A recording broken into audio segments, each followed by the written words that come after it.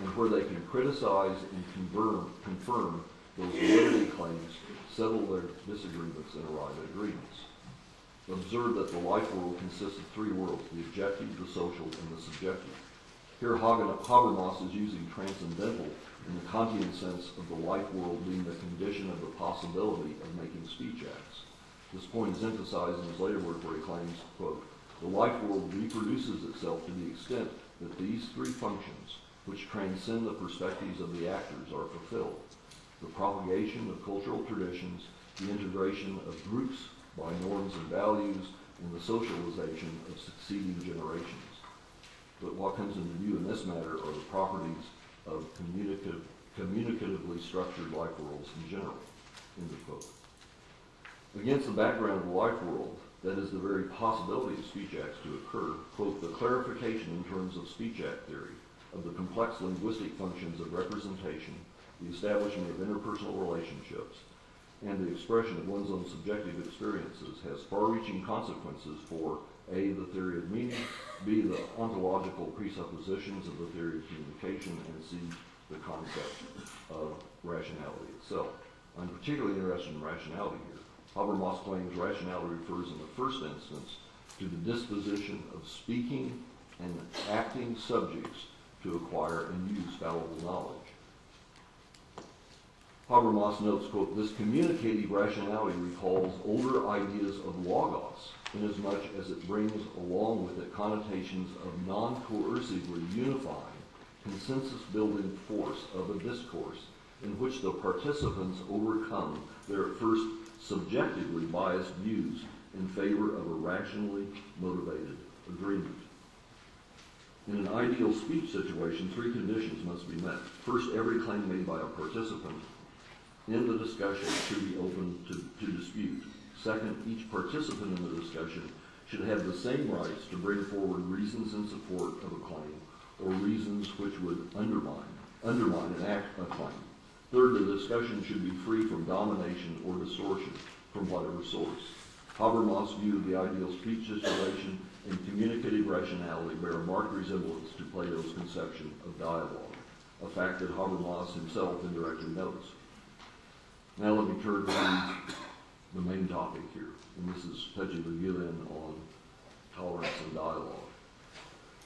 Fethullah Gülen sums up some of his central ideas when he writes, quote, throughout the four corners of the world, people of truth and love are carrying messages of love, tolerance, and dialogue with everyone. These three concepts, love, tolerance, and dialogue, show up again and again throughout Gülen's writings, speeches, sermons, and interviews. What I would like to do is to examine particularly the concepts of tolerance and dialogue within the context of Gülen's thought. I will concentrate particularly on the concepts of tolerance and dialogue because it is these ideas that personally attracted me to this thought in the first place.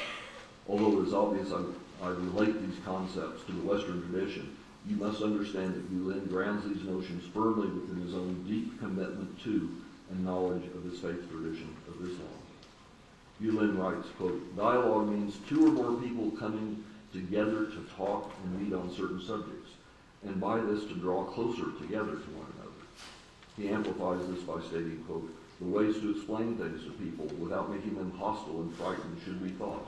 For this reason, at whatever cost, the road to dialogue with people must be kept open, end of quote. Gülen also recognizes that dialogue and tolerance are interrelated concepts. Dialogue is only possible if one is willing to be tolerant about what may be said. This does not mean that the parties to dialogue need agree. Gülen states, quote, tolerance does not mean being influenced by others and joining them. It means accepting others as they are and knowing how to get along with them, end of quote.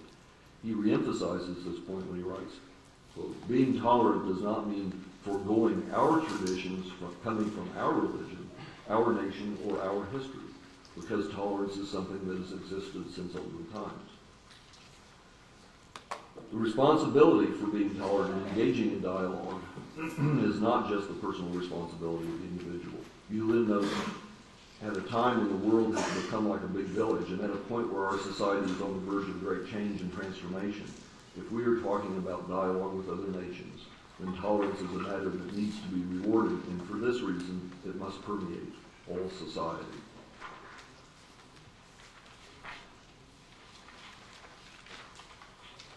Fethullah Gülen, in conclusion, is one of the few thinkers to link explicitly toleration and dialogue. Toleration has long been a topic explored in Western religious and philosophical and political traditions, but rarely has anyone connected the two as closely as does Gülen.